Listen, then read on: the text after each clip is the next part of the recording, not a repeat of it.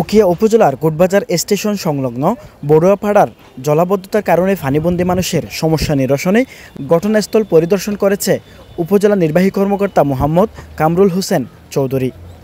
সমস্যা নিয়ে বৃহস্পতিবার কক্সবাজার জার্নালে একটি সংবাদ প্রকাশিত হয়।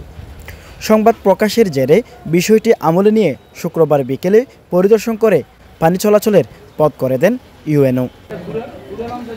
ফায়ার সার্ভিসের সহযোগিতায় নির্মাণাধীন ইটের দেওয়াল কেটে পানি চলাচলের পথ সৃষ্টি করে পানিবন্দী মানুষের সমস্যা সমাধানের তাৎক্ষণিক উদ্যোগ নেন তিনি। পরে টেকসই সমাধানের লক্ষ্যে কোটবাজার স্টেশন থেকে একটি ড্রেন নির্মাণ করা হবে বলে জানিয়েছেন উপজেলা নির্বাহী কর্মকর্তা।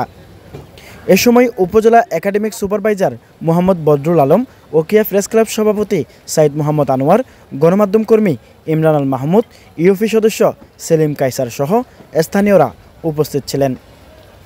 জলাবদ্ধতা নিরসনে টেকসই সমাধানের উদ্যোগ নেওয়ায় উপজেলা প্রশাসনকে ধন্যবাদ জানান স্থানীয়রা।